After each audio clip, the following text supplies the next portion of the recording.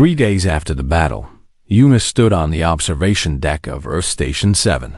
Looking down at the blue planet below. The station was different now. There were more ships docked, more people moving through the halls, more noise and activity than before.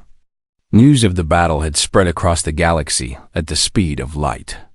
Every species in the Galactic Accord was talking about what had happened at Earth, about the humans who had revealed a hidden war fleet, about the dreadnought that had sacrificed itself to save strangers. About humanity. The door behind her opened, and Admiral Taiwan walked in. He looked older than he had before the battle, with new lines around his eyes and a heaviness in his step. But he still moved with that calm certainty that Yuna had come to recognize. "Captain Yuna," he said. "I was hoping to find you here." Yuna turned to face him. "Admiral, I wanted to thank you before I leave." "Leave?"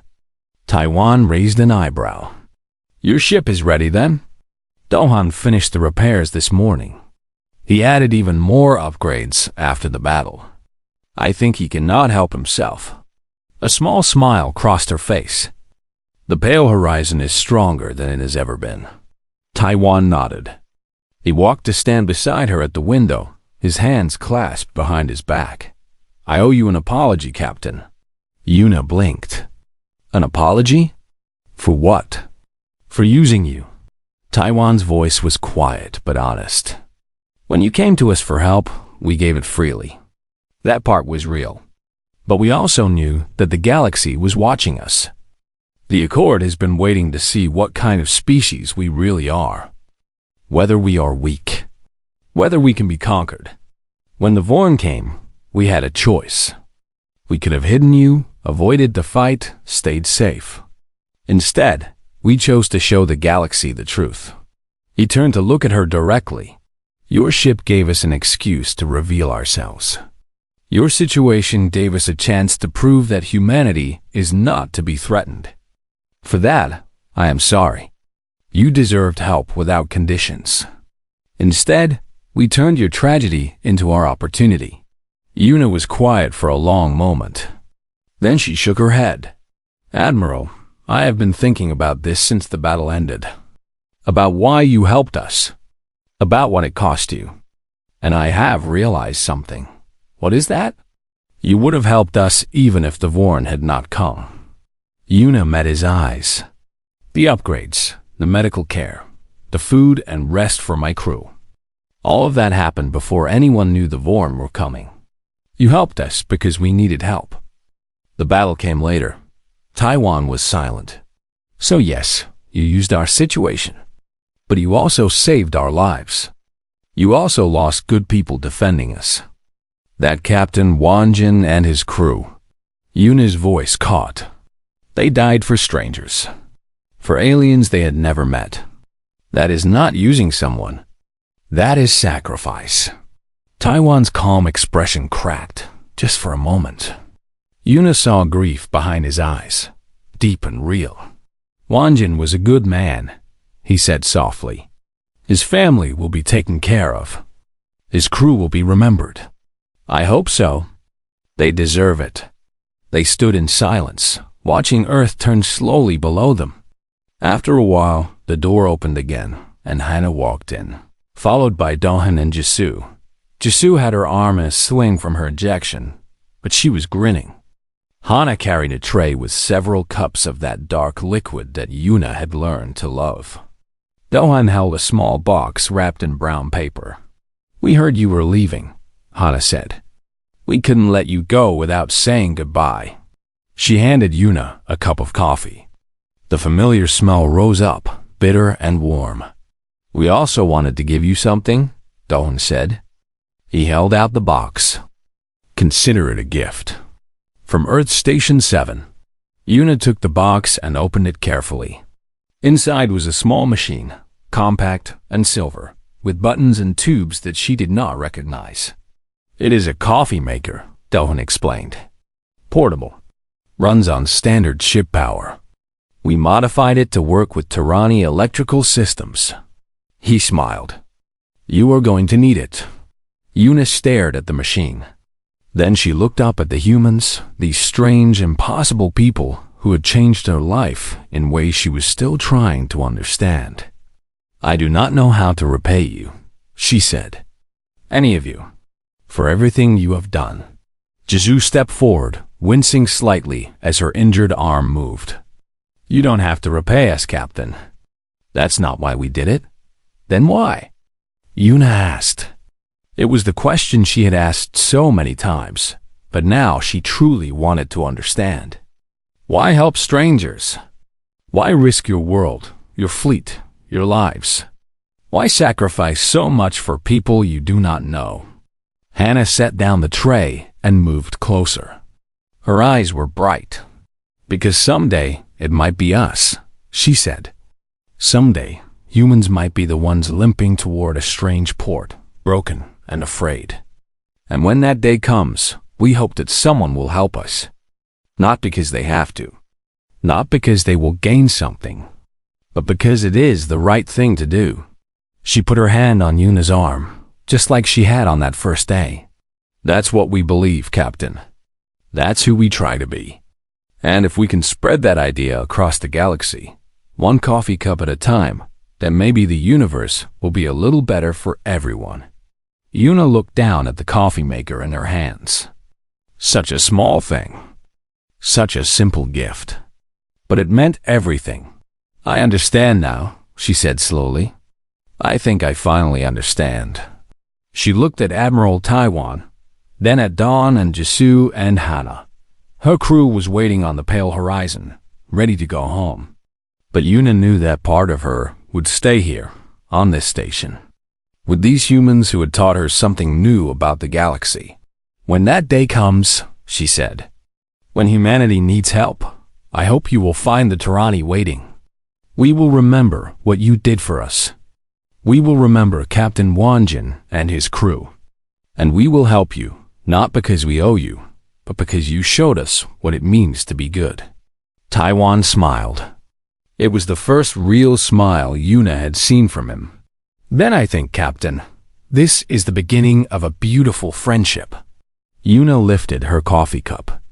"To Earth," she said, "and to humanity." The humans lifted their cups in return. "To new friends," Hannah said, "and to coffee." They drank together, alien and human, united by something stronger than politics or profit. United by kindness, by sacrifice, by hope. 2 hours later, the pale horizon undocked from Earth Station 7 and set course for home. Yuna stood on her bridge, watching the blue planet grow smaller in the view screen. Her crew was healthy. Her ship was stronger than ever.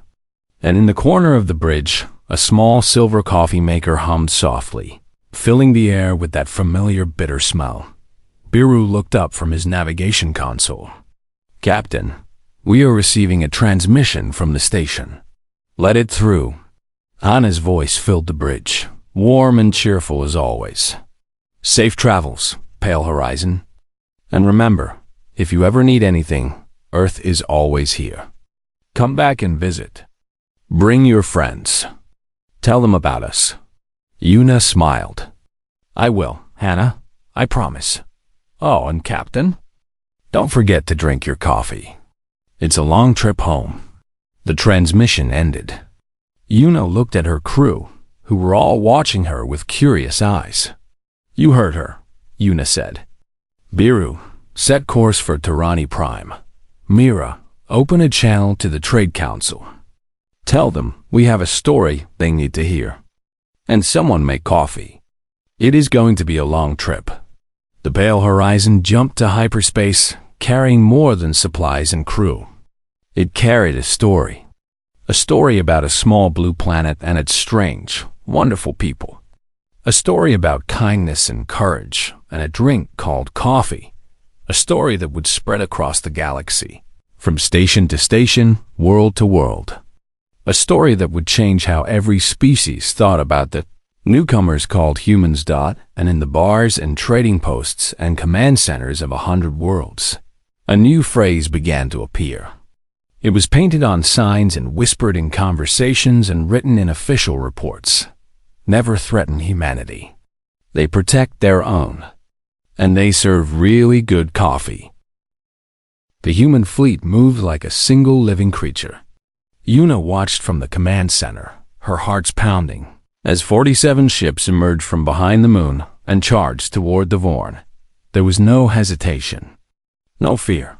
The humans flew straight at an enemy that outnumbered them in size, if not in numbers. And they did it with a speed that seemed impossible. On the communications channel, she could hear the human pilots talking to each other. Their voices were not scared. They were excited. Wolf Squadron, breaking left. Target the lead destroyer. Copy that. Dragon Squadron, we have your back.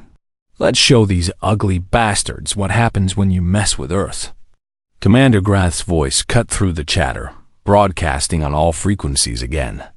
But this time, there was something different in his tone. Something that sounded almost like doubt. You are making a mistake, humans. The Vorn Empire has conquered 100 worlds. Your little fleet means nothing. Admiral Taiwan's response was simple. Then come and prove it. The first shots were fired. Human plasma cannons lit up the darkness of space like blue lightning. The Vorn shields flared red as they absorbed the impacts. Then, the Vorn fired back, their green energy beams cutting through the void toward the approaching human ships. But the humans did not fly in straight lines. They twisted and turned, dodging fire with movements that should have torn their ships apart. Their pilots flew like they had nothing to lose, like every second might be their last, and they intended to make it count. Jisu's fighter was at the front. Yuna had learned that Jisu was the commander of the station's fighter squadron. She was young for such a position, only 28 years old, but she flew like someone who had been born in the cockpit. Her small ship danced between the Vorn energy beams, getting closer and closer to the enemy destroyers. Commander Jisu, a voice called over the radio, you're getting too close. That's the point, Jisu replied. She pulled her fighter into a tight spin, passing directly under a Vorn destroyer's hull. Her weapons fired in rapid succession, targeting the weak points where the shields met the armor. Sparks exploded from the destroyer's surface. First blood, she announced. Who's next? The battle was chaos and beauty mixed together. The human dreadnoughts moved forward like ancient sea monsters, their massive weapons firing in coordinated volleys. The Soul's Fury targeted the largest Vorn battleship, its main cannon charging with a sound that Yuna could feel even through the station's walls. When it fired, the beam was so bright that the screens had to adjust. The Vorn battleship's shields held for 3 seconds. Then they collapsed, and the beam tore through the hull like paper.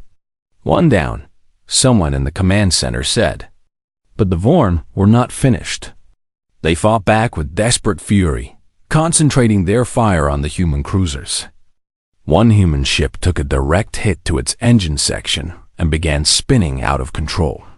Yuna watched the escape pods launch, tiny lights falling away from the dying vessel. Search and rescue teams, move in, Taiwan ordered. Protect those pods. 2 human destroyers broke away from the main battle to shield the escape pods. They took heavy fire, but held their position until every pod was collected. Yuna did not understand. In Tyranny battles, escape pods were ignored until the fighting stopped. Sometimes they were ignored completely.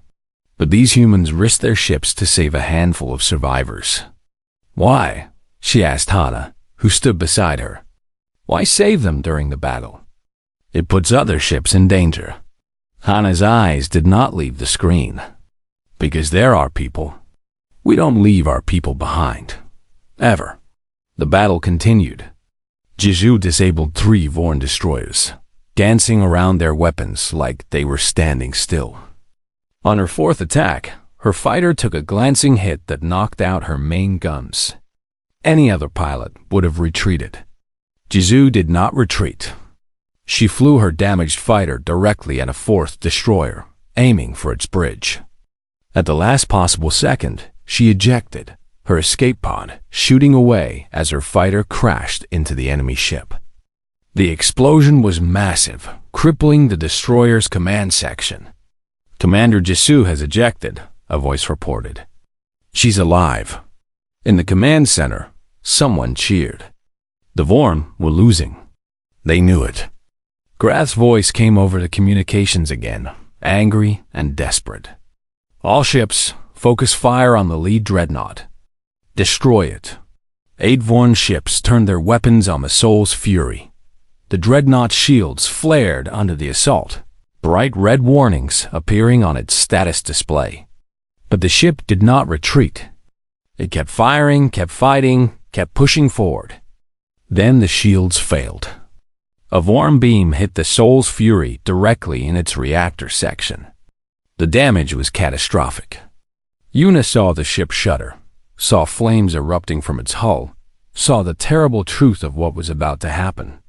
"The Soul's Fury is going critical," someone reported. "Reactor breach in 90 seconds. Order them to evacuate," Taiwan said. There was a pause. Then a voice came over the communications. It was calm and steady, with an accent that Yuna would later learn was from a region called Bizen. "Admiral, this is Captain Wanjin of the Soul's Fury. We're not evacuating." The command center went silent. "Captain," Taiwan said carefully, "your reactor is breaching. You need to abandon ship." "With respect, sir." "No." Wanjin's voice did not waver. "If we abandon ship, the Vorn will destroy our escape pods. But if we keep moving forward, we can take their flagship with us." Yuna looked at the screen. The Soul's Fury was limping toward the largest remaining Vorn ship, the one that Grath himself commanded. The human dreadnought was dying, flames trailing behind it, but it was still moving. "Still fighting." "Admiral," Wanjin continued, "tell my family I love them. And make sure those aliens get home safe. We didn't do this for nothing." Taiwan closed his eyes for just a moment. When he opened them, they were wet, but his voice was steady. "Understood, Captain. It has been an honor." "The honor was mine, sir." Soul's Fury out. The dreadnought accelerated. Grath's ship tried to move, tried to escape, but it was too slow. The Soul's Fury crashed into the Vorn flagship at full speed. The explosion was so bright that Yuna had to look away. When she looked back, both ships were gone, replaced by a cloud of debris and light. For a long moment, no one in the command center spoke. Then Taiwan straightened his shoulders and turned to his officers. "Continue the engagement. Make their sacrifice mean something." The human fleet obeyed. Without their flagship, without their commander, the Vorn fell apart. Some ships tried to flee. Others surrendered, their weapons going dark as they broadcast pleas for mercy. A few kept fighting and were destroyed within minutes. When it was over, 12 Vorn ships had been destroyed. 2 had surrendered. 1 had managed to escape into hyperspace, running back to tell the Empire what had happened. And the humans had lost only 1 ship. 1 ship whose crew had chosen to die so that others could live. Yuna stood in the command center, surrounded by humans who were crying and cheering and holding each other. She did not know what to feel. She had just witnessed something that would change her life forever. She had watched humans fight not just with weapons, but with something else. Something she did not have a word for. Hannah appeared beside her, tears streaming down her face, but a smile on her lips. "We did it," she said. "We actually did it." Yuna looked at this strange, impossible human and finally found her voice. "What are you people?" Hannah laughed through her tears. "We're human. And now you know what that means." The alarm started at dawn. Yuna was in the station's medical bay, checking on the last of her wounded crew members, when the lights turned red and a loud siren filled the air. For one terrible moment, she was back on the pale horizon, watching Vorn raiders tear through her hull. Then Hannah was at her side. Her face grim. "Captain, You need to come with me. Now. They ran through the station, past humans who were moving with purpose and speed. There was no panic, Yuna noticed. No screaming or crying. The humans were scared. She could see it in their eyes. But they were also ready. Ready for what? She did not know. The command center was a large circular room filled with screens and consoles. Human officers sat at every station, their hands moving fast over controls. At the center stood a gray-haired man in a dark uniform. He was tall and thin, with calm eyes and a cup of something steaming in his hand. Admiral Taiwan, Hana said. This is Captain Yuna. The Admiral turned to look at her. His gaze was sharp, but not unkind. Captain, I wish we were meeting under better circumstances. What is happening? Yuna asked. Instead of answering, Taiwan gestured to the main screen. The image showed the darkness of space, dotted with stars. And there, at the edge of the solar system, 15 red dots were moving toward Earth. Yuna's blood turned cold. Born, she whispered. A full war fleet, Taiwan confirmed. They dropped out of hyperspace 20 minutes ago. They have been broadcasting on all frequencies. He pressed a button and a voice filled the room. It was deep and harsh, speaking in the galactic common tongue with a heavy accent that Yuna recognized instantly. The voice belonged to Grath, the warlord who had attacked her ship. People of Earth, I am Commander Grath of the Vorn Empire. You are harboring criminals who have stolen from us and killed our soldiers. Surrender the alien vessel called Pale Horizon and its crew. Do this, and we will leave your world in peace. Refuse, and we will burn your cities to ash. You have 1 hour. The message ended. The room was silent. Yuna felt like the floor had dropped out beneath her feet. This was her fault. She had led the Vorn here.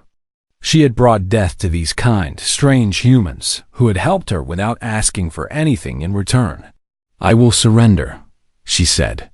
Her voice did not shake, even though everything inside her was shaking. I will give myself to them. They want me, not your people. Taiwan looked at her with those calm eyes. Captain, do you really think the Vorn will leave after you surrender? Yuna opened her mouth, then closed it. The Vorn are not here for you, Taiwan continued. They are here because they found a new species that might be easy to conquer. Your ship gave them an excuse to come, but they would have come eventually. They always do. Then what will you do? Yuna asked. You cannot fight 15 Vorn warships. Your species only joined the Accord 2 years ago. You do not have the military power to... She stopped because Hana was laughing. It was not a nervous laugh or a scared laugh.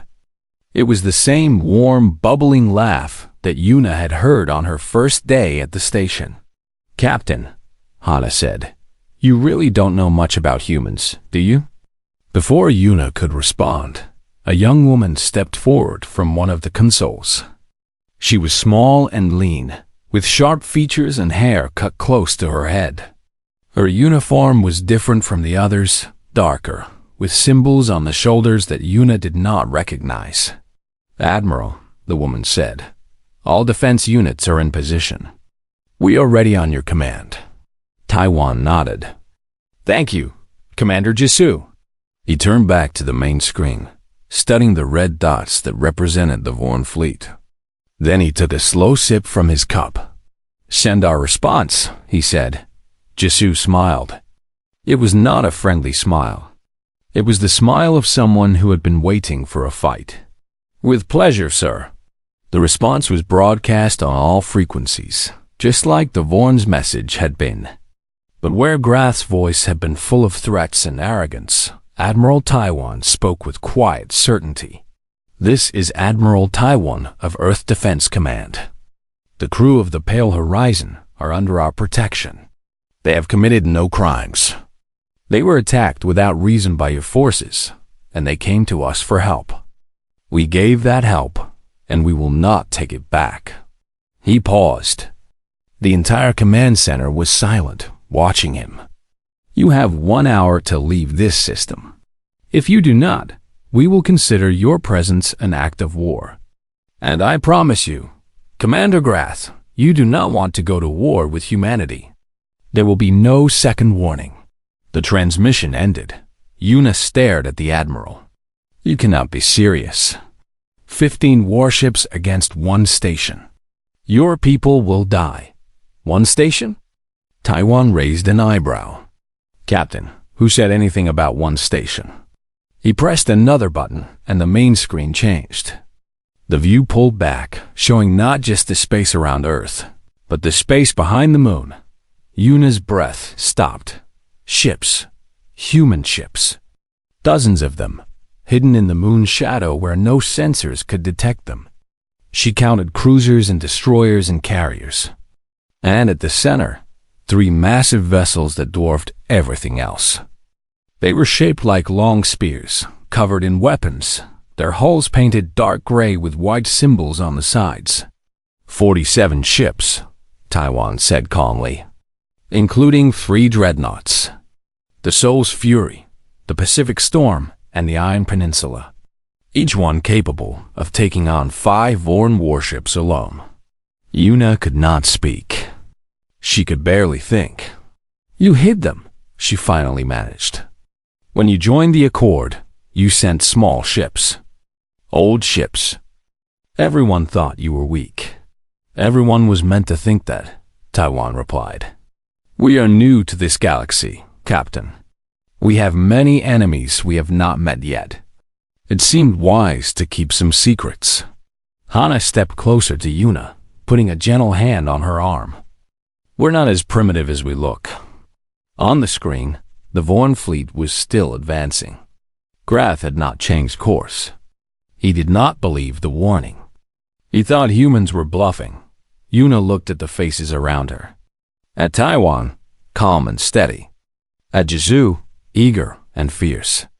At Hana, kind even now. At all the humans in the room, ready to fight, ready to die, for a stranger's crew they had only known for 4 days. Why? She asked again. The question that would not stop coming. Why risk everything for us? Taiwan set down his cup and looked at her directly. Because abandoning people who need help is not who we are. And because every species in this galaxy needs to understand something important about humanity. His eyes were not calm anymore. They were burning. We protect our own. And the moment you asked us for help, you became our own. The hour was almost up. On the screen, the Vorn fleet crossed the boundary that Taiwan had set. The Admiral turned to his officers. All ships, he said, engage. Yuna had never seen anything like it. The humans moved around her damaged ship like a swarm of insects, but there was order in their chaos. They shouted at each other, laughed at jokes she did not understand, threw tools across the bay, and somehow everything worked. In less than an hour, they had stabilized the Pale Horizon's life support and restored heat to the crew quarters. Hana stayed by Yuna's side, explaining things as they walked through the station. The human woman talked fast, her hands moving as much as her mouth. Yuna learned that Earth Station 7 was primarily a repair and trading post, one of 12 stations orbiting the planet. She learned that humans had only been in space for about 80 years, which was nothing compared to the thousands of years most Accord species had traveled to stars. And yet, here they were, building stations, fixing alien ships, acting like they owned the place. Your medical team, Yuna said as they passed a window looking into a clean white room. Inside, human doctors were treating her wounded crew members. They seemed skilled. We have good doctors, Hana agreed. And we have been studying other species since we joined the Accord. We are fast learners. She grinned. Some say too fast. Yuna did not know what to make of that comment. They entered a large room filled with machinery and screens. In the center, a tall human male was studying a holographic display of the Pale Horizon. He had broad shoulders, short black hair, and oil stains on his hands. When he saw Yuna, he nodded in greeting. "Captain, I am Doan, Chief Engineer." He spoke slower than Hana, his voice deep and calm. "I have been looking at your ship. How bad is it?" Yuna asked. Dohan scratched the back of his head. "Well, the honest answer is that your ship should not still be flying. The hull has microfractures in 47 locations. Your engine core is cracked. Your weapons array is completely destroyed, and your shield generator is held together by what looks like prayer and tape." Yuna's heart sank. "Can you repair it?" "Repair it?" Doan smiled. It was a different smile than Hana's, slower and more thoughtful. "Captain, I can make it better." Over the next 3 days, Yuna watched the humans work miracles. They did not just patch the hull. They reinforced it with a human alloy that Dohan called composite steel. It was lighter than what the Pale Horizon originally had, but stronger. They did not just fix the engine core. They replaced the damaged parts with human components that somehow fit perfectly, even though they had never seen a Tarani engine before. "How is this possible?" Yuna asked on the second day. She was standing in the engine room, watching a young human technician named Suman connect wires with quick, clever fingers. Suman looked up and smiled. She was barely an adult by human standards, with round cheeks and bright eyes. "We like puzzles," she said. "Your engine is just a puzzle. We figure out how it works, then we make it work better. But you have never seen Tarani technology before. So? Technology is technology. Energy flows, circuits connect, systems integrate. The principles are the same everywhere." Suman shrugged. "We just have to learn the language." Yuna shook her head. These humans were strange. They acted like nothing was impossible, like every problem was just something waiting to be solved. On the third day, Hana found Yuna sitting alone in the station's observation deck. The Tarani captain was staring out at the stars, her reflection ghostly in the glass. She had not slept much. Every time she closed her eyes, she saw the Vorn ships coming out of the dark. "Hey," Hana sat down next to her, holding 2 ceramic cups. "You look terrible." "Thank you," Yuna said dryly. Hana laughed and held out one of the cups. "Here, try this." Yuna took the cup carefully. The liquid inside was dark brown, almost black, and steam rose from its surface. The smell hit her immediately.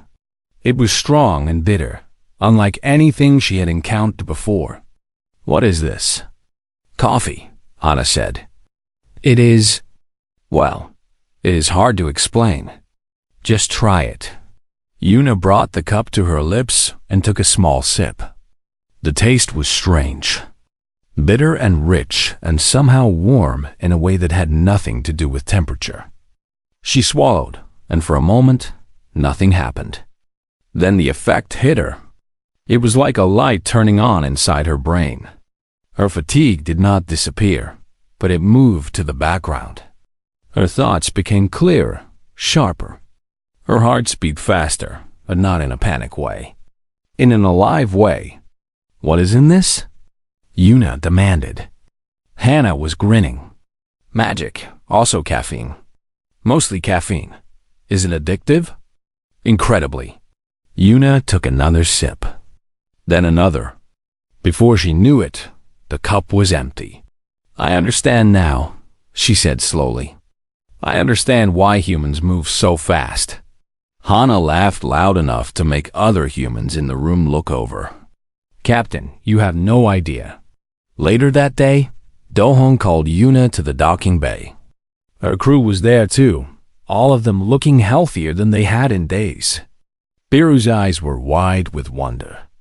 Even old Myra seemed impressed.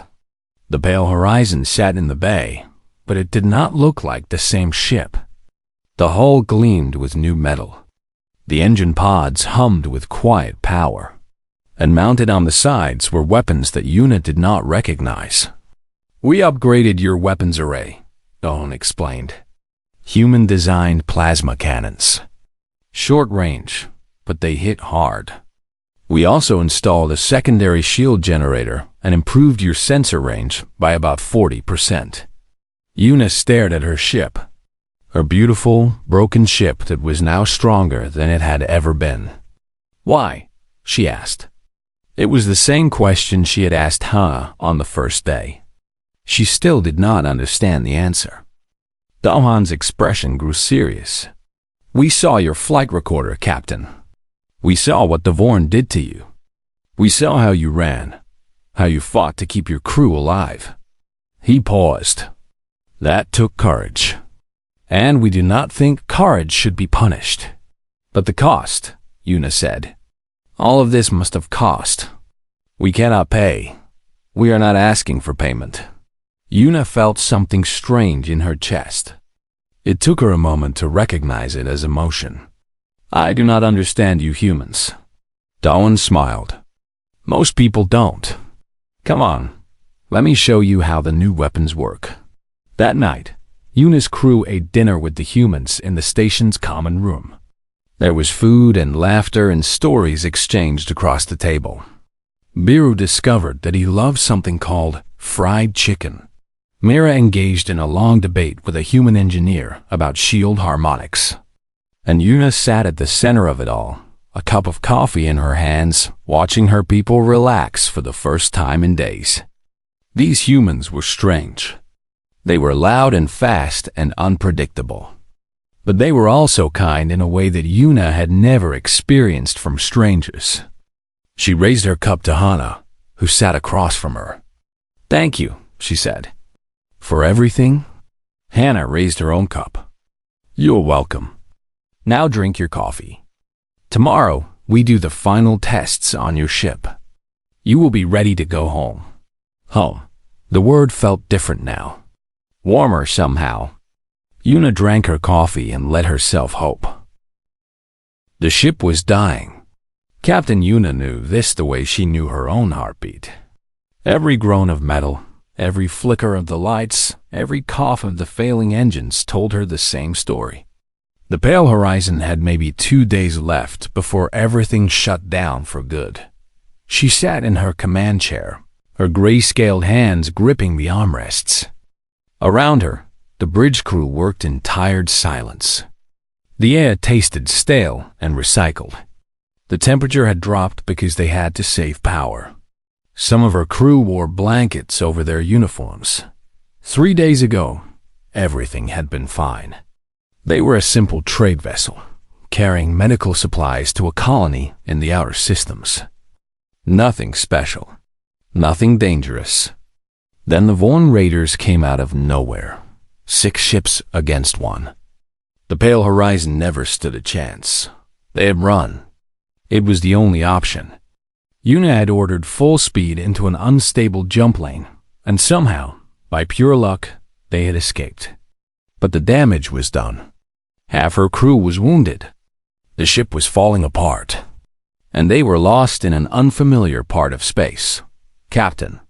The voice belonged to Biru, her young navigator. He was barely past his coming-of-age ceremony, with soft brown scales and large nervous eyes. I found something. Una turned her chair toward him. Show me. Biru pulled up a star chart on the flickering main screen. Most of it was dark, but one small dot glowed with a faint blue light. There is a station here, Biru said. A new species. They joined the Galactic Accord about 2 years ago. They are called humans. Their world is called Earth. Una had heard of humans. Everyone had, though the information was limited. They were a young species, barely past their first steps into space. The report said they were primitive, emotional, and sometimes violent.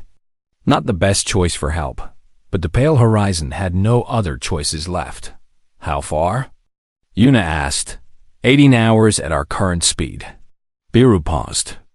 Captain, our engines might not last that long. They will last, Una said.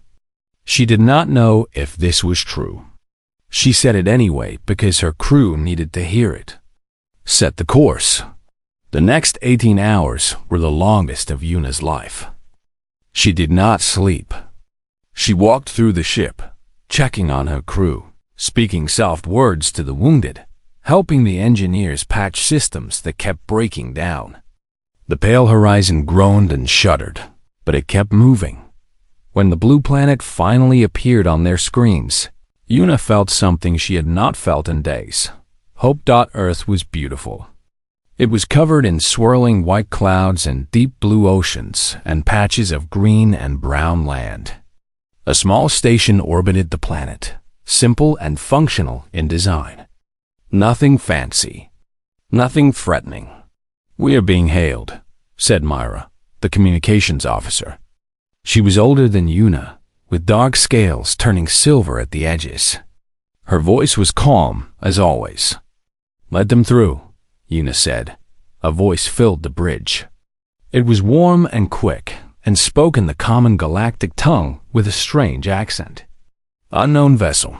This is Earth Orbital Station 7. We have detected significant damage to your ship. Do you require assistance?" Yuna stood from her chair. Her legs felt weak, but she kept her voice steady. "This is Captain Yuna of the trade vessel Pale Horizon. We were attacked by Vorn raiders. Our ship is badly damaged. We request permission to dock for repairs." There was a pause. Then the voice came back, and Yuna could hear the smile in it. "Permission granted, Pale Horizon. Docking Bay 4 is open for you. And don't worry, Captain. We have got you." The docking process was difficult. The Pale Horizon handled like a wounded animal, slow and clumsy. But the humans guided them in with patient instructions, and soon the ship settled into the docking clamps with a heavy thud. Yuna told her crew to stay on board, while she went to meet their hosts. She did not know what to expect. The reports on humans were so limited, so uncertain. She prepared herself for anything. The airlock opened, and Yuna stepped onto the human station. The first thing she noticed was the noise. Humans were everywhere, moving fast, talking loud, laughing at things she did not understand. The station was clean, but cluttered, with tools and equipment stacked in corners. Signs with strange symbols on the walls, and a smell in the air that was sharp and unfamiliar. The second thing she noticed was the human, walking toward her. It was a female, shorter than Yuna, but solid in build. She had black hair pulled back from her face, brown skin, and eyes that seemed to be looking at everything at once. She wore a gray jumpsuit covered in stains and carried a tablet in one hand. "Captain Yuna?" the human asked. "Yes." The human's face broke into a wide smile. "I'm Hannah. Welcome to Earth Station 7. Wow. Your ship looks like it went through a meat grinder. What happened?" Yuna blinked. She was not used to such direct questions. "Vorn raiders. 6 ships. We barely escaped." Hannah's smile faded. Her eyes went hard for just a moment, and Yuna saw something behind them. Something sharp and dangerous. Then the smile returned, softer this time. "The Vorn are bad news," Hannah said. "But you are safe here. Come on, let me show you around. We will get your ship fixed up. And your crew, are any of them hurt?" "Many of them," Yuna admitted. "Our medical supplies were damaged in the attack." Hannah was already talking into a small device on her wrist. "Dawn, get the medical team to Bay 4. We have wounded coming in. Multiple species, so bring the universal kits." A male voice answered. "On it." Hannah looked back at Yuna. "Your people will be taken care of. I promise." Yuna did not know what to say. She had expected suspicion, questions about payment, demands for identification and purpose. Instead, this human was simply helping. No conditions. No hesitation. "Why?" Yuna asked. The word came out before she could stop it. Hannah tilted her head. Why what? Why are you helping us? You do not know us. You do not owe us anything. Hannah laughed. It was a warm sound, like something bubbling up from deep inside her. Captain, you came to us with a broken ship and wounded crew. What kind of people would we be if we turned you away? She put a hand on Yuna's arm. The touch was gentle. Come on, let's get you something to eat. You look like you have not slept in days. Yuna followed the human into the station. Behind her, she could already hear more humans arriving, their voices calling out orders, their footsteps quick and purposeful. They were swarming over the pale horizon like insects, but not to destroy, to heal. For the first time in 3 days, Yuna let herself breathe.